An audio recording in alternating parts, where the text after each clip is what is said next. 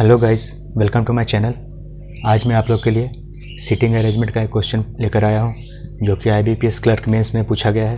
तो ये एक मेमोरी बेस्ड क्वेश्चन है, जिसे मैं आप लोग को सोल्व करके बताऊंगा। ये ब्लड रिलेशन का भी इसमें एक वेरिएबल दिया गया है, तो इसे हम लोग सोल्व करते हैं। फ्रेंड्स देखिए, there are 8 persons A B C D E F G and H are sitting around a circular table. All of them are facing center but not necessarily in the same order. B sits third to the left of H. तो इससे सबसे पहले हम लोग circle बना लेते हैं। 8 person,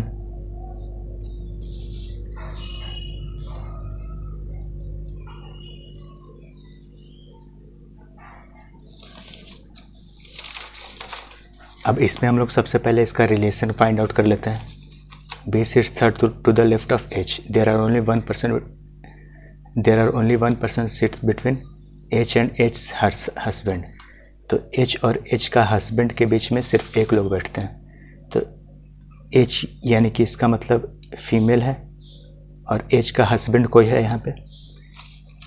और रिलेशन हम लोग देख लेते हैं। G is the husband of A, तो G is the husband of A, यानी कि A फीमेल है, G मेल है, H यहाँ पे फीमेल है।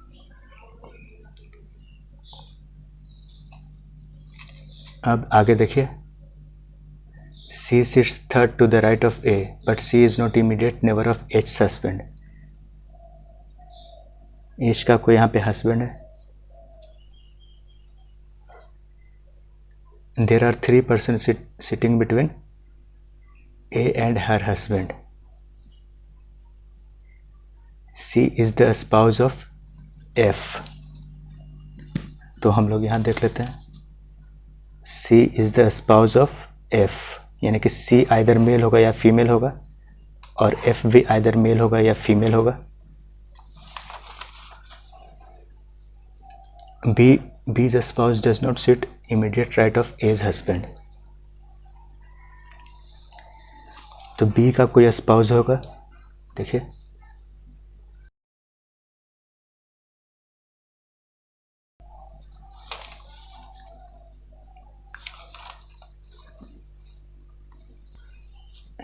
B's spouse does not sit immediate right of A's husband.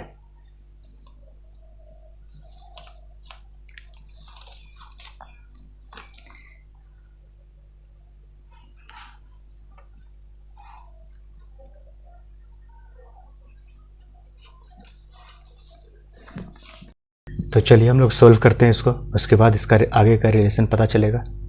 B sits third to the left of H.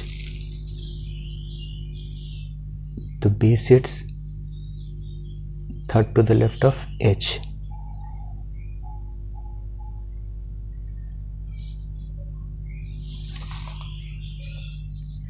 There are only one person sitting between H and H's husband.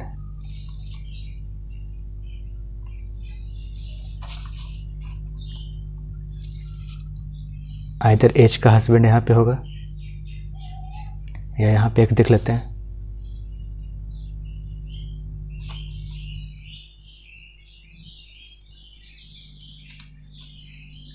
या H का husband यहाँ पे होगा।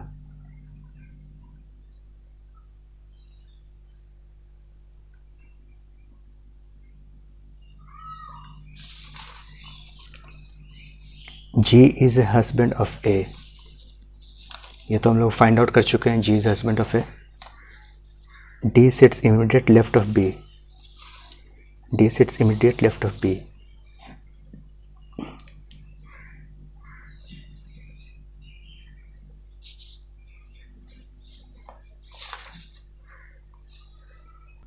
तो यहाँ पे देखिए, D यहाँ पे कहीं पे नहीं है। D H का भी हस्बैंड नहीं हो सकता, क्योंकि H का हस्बैंड यहाँ पे बैठा है, चाहे तो यहाँ पे बैठा है। तो इसका मतलब ये हुआ कि B का स्पाउस D होगा। और अब क्या इसमें बच गया है? A B C D E F G H, A B C D F G H, E कहीं पे नहीं है, तो इसका मतलब E ये हो जाएगा, H का हस्बैंड E हो जाएगा। तो हम लोग का रिलेशन देखिए फाइंड आउट हो चुका है। अब हम लोग बहुत आसानी से इसे सॉल्व कर सकते हैं। तो इसका मतलब डी हो जाएगा बी का spouse.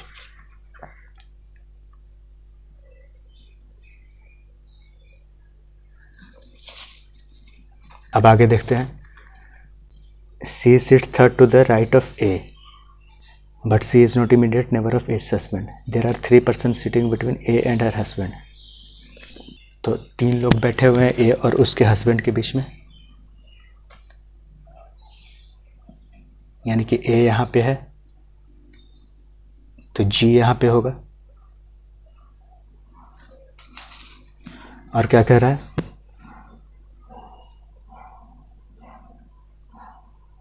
But C is not immediate neighbour of A's husband.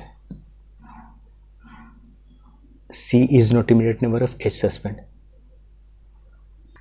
अगर हम लोग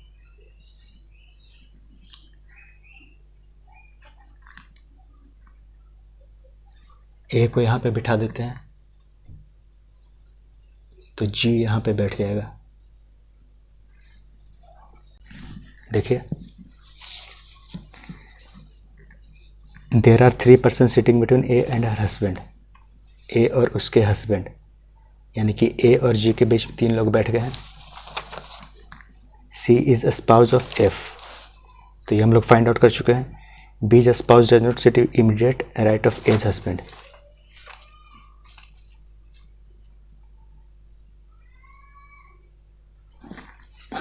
तो आगे क्या कह रहा है, C sits third to the right of A. तो C sits third to the right of A, यानी कि अगर सेंटर की ओर देख रहा है तो 1 2 3 सी यहाँ पे आ जाएगा और सी है एफ का स्पाउस, तो ये इसका स्पाउस आ जाएगा।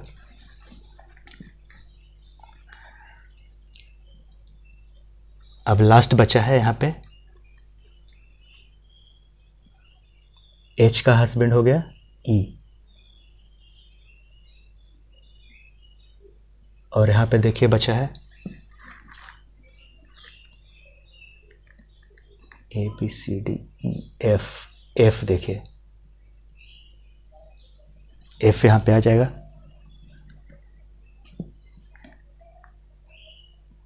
हाँ, तो देखिए हमारा क्वेश्चन सॉल्व हो चुका है। अब देखिए इसके क्वेश्चन को सॉल्व करने की कोशिश करते हैं। तो who sits second to the right of F, तो एफ के सेकेंड राइट में ई ए बैठा है। ए यानी कि जी की वाइफ, जी इज वाइफ, यानी कि ऑप्शन नंबर डी, यानी कि क्वेश्चन नंबर 11 का आंसर हो जाएगा option number D.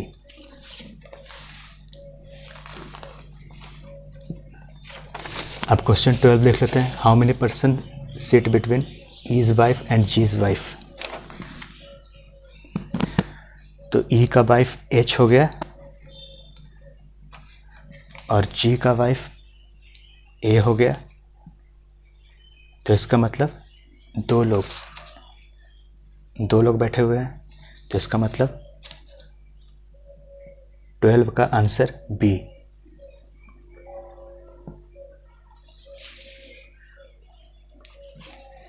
Next question देखते हैं।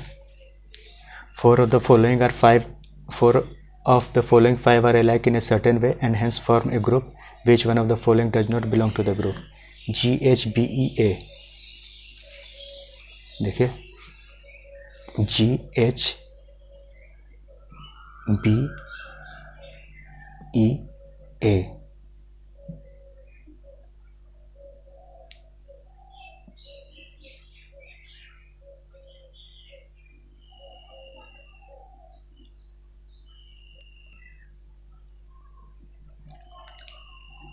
तो इसका मतलब आंसर हो जाएगा इसका बी,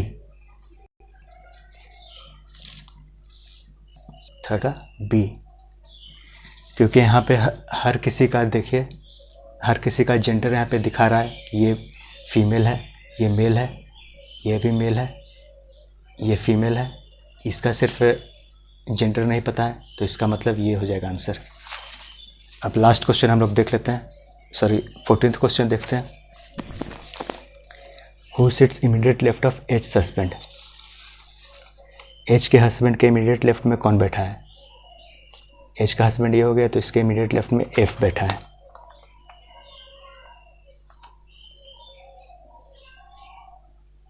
एफ यानी कि सीज स्पाउस। सीज स्पाउस, इसका मतलब 14 का आंसर ए। 14 का ए। तो लास्ट क्वेश्चन देख लेते हैं हम लोग, question number 15। If C is related to B in the same way as his wife is related to A, A's husband. If C is related to B in the same way his wife is related to A's husband. His wife A's husband. G.